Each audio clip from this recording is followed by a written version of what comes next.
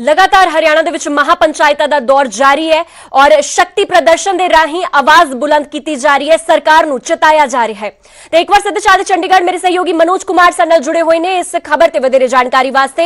मनोज, महापंचायतों का दौर जारी है और खास करके तब जब राकेश टिकैत की तरफ से जो भावुक होकर उनकी तरफ से जो बातें कही गई और एक नई जान आंदोलन में भरी गई, अब महापंचायतें की जा रही है और एक बार फिर से राकेश टिकैत ने दो टूक सुना दी है सरकार को। क्या कुछ मायने उनकी स्टेटमेंट के?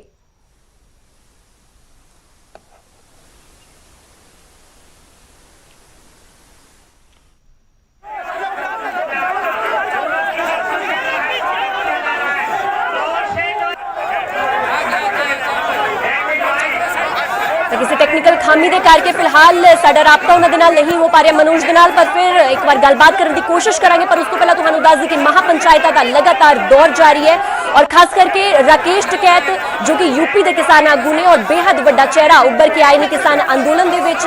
किसानी अंदोलन नूं अज लगातार 80 दिन तो वध दा समा हो गया है, पर अजे तक इसका कोई भी सिट्टा निकलता हुआ नजर नहीं आ रहा।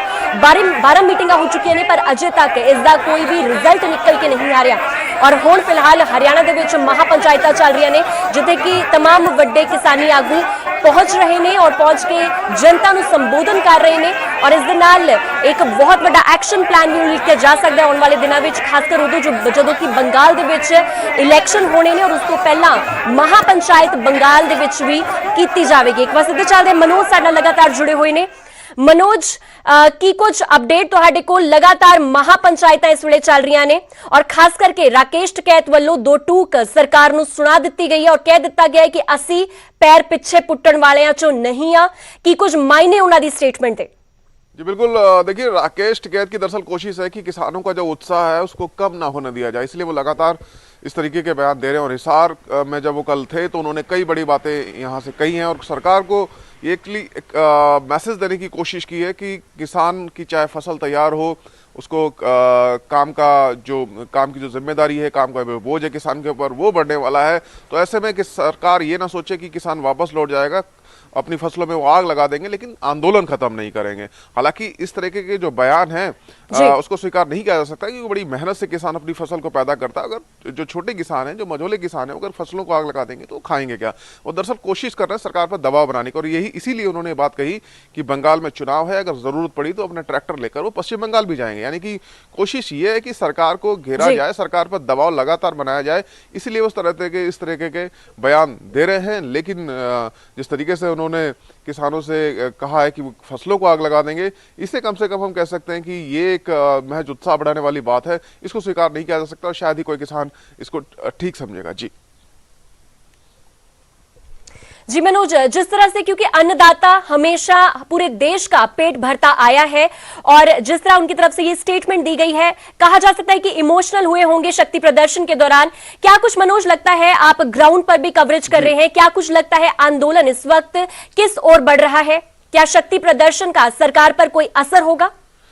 देखिए नवजोत, लगभग 3 महीने किसान आंदोलन को हो चुके हैं। दिल्ली बॉर्डर पर किसान बैठे हुए हैं लंबे समय से और जाहिर सी बात है कि ये जो पिछले 3 महीने का जो समय था, यानी कि 26 नवंबर से अगर हम लगा लें तो ये वो समय था जब फसल की बुआई हो चुकी थी, बहुत ज्यादा काम होता नहीं है। इसमें तो कोई दो राय नहीं है कि अब खेतों में जो काम है किसान का वो बढ़ने वाला है। उसकी जो खून पसीने की जो कमाई है, जो फसल है, इतनी मेहनत से वो तैयार करता है, उसको काटने का वक्त आ गया, उसको घर लाने का वक्त आ गया है।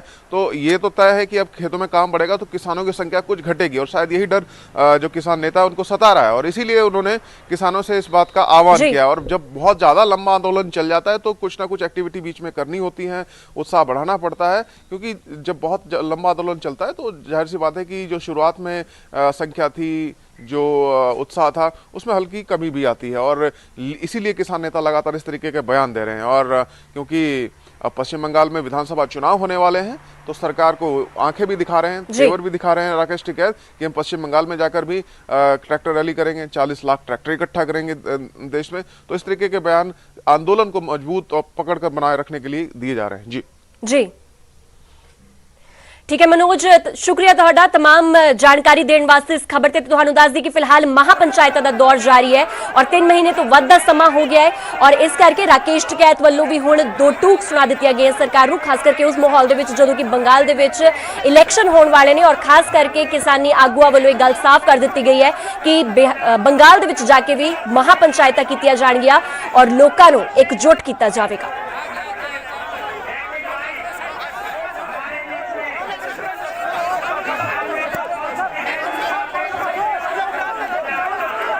उधर सरकार और किसान आगुआ दे विच गलबात होई नूं लगातार ब्रेक लग चुकी है और जनवरी तो बाद कोई गलबात नहीं हुई है। किसान अंदोलन ते सियासी बयानबाजियां भी फिलहाल जारी ने। पंजाब दे कैबिनेट मंत्री भारत भूषण आशू ने कहा कि केंद्र नूं नवां प्रपोजल भेज के मसले दा हल छेती करना चाहिए है। ਦੇ ਵਿੱਚ ਇਹਨੂੰ ਜਲਦੀ ਤੋਂ ਜਲਦੀ ਗੱਲਬਾਤ ਕਰਨੀ ਚਾਹੀਦੀ ਹੈ। ਸੈਂਟਰ ਗਵਰਨਮੈਂਟ ਨੂੰ ਚਾਹੀਦਾ ਖੁੱਲੇ ਦਿਲ ਨਾਲ ਇਹਨਾਂ ਨੂੰ ਦੁਬਾਰਾ ਬੁਲਾਉਣ, ਗੱਲਬਾਤ ਕਰਨ।